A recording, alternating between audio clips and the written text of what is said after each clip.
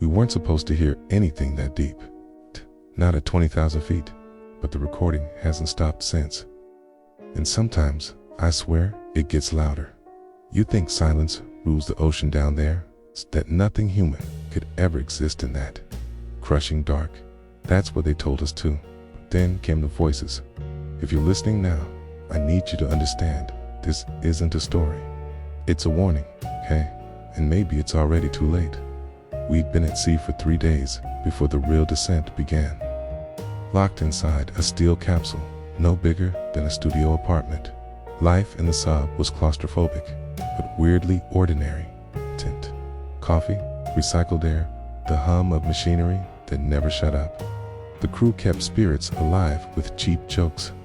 Patel swore the oxygen scrubbers smelled like his ex-wife's perfume.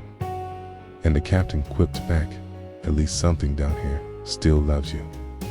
We laughed, because laughter made the pressure feel further away. It started as a low vibration on the sonar, like the ocean itself was humming through the hull. We'd all heard whales before, even the eerie songs of giant squid. But this was different, too precise, too rhythmic. The hum sharpened until it felt like syllables pressing against the steel, forming words I couldn't quite catch. The others dismissed it as interference, but I knew better. Beneath the static, Kai recognized something impossible, a familiar cadence, like someone calling my name.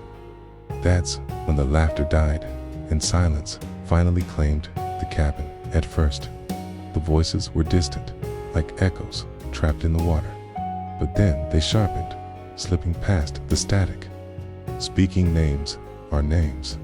The captain froze when the cum crackled with a woman's voice, soft and trembling. Daniel. He went pale. We all knew his wife had been dead for years. Others heard their own phantoms too, a mother, a brother, a child. I told myself it was stress, hallucination.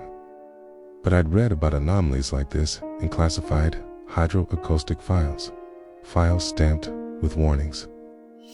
Locked away since 1977, the year before I was born. I never should have opened them. The lights flickered, then the ocean pressed closer, like it had been waiting. The whispers swelled until they weren't whispers at all, they were chants. Layered voices overlapping in a rhythm older than language.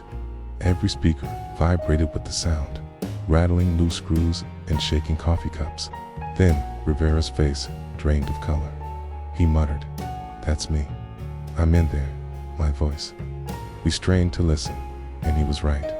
Among the chorus, one voice rose, unmistakably his, repeating words he hadn't spoken. Panic spread like fire in a dry field. Crew members turned on each other, shouting, clawing for control. Kent's orders. Someone flipped the "come" switch open.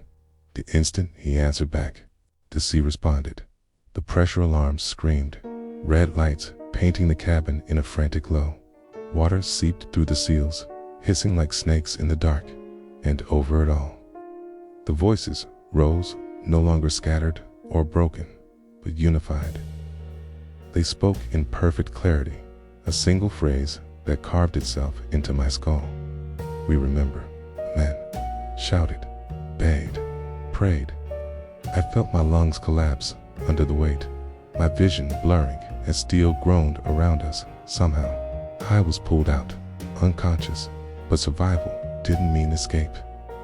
Because even now, in every drip of water, every hiss of a pipe, I still hear them. We weren't supposed to hear anything at 20,000 feet, yet the file is still here, sitting on my hard drive like a loaded gun. I haven't pressed play since that night, but the waveform never stops shifting, as if the ocean itself is still speaking through it. I could upload it. I could prove every word. If this video disappears tomorrow, you'll know I made the wrong choice. So tell me, should it stay buried? Or do you want to hear what waits beneath? Intelligible voice. We're still waiting.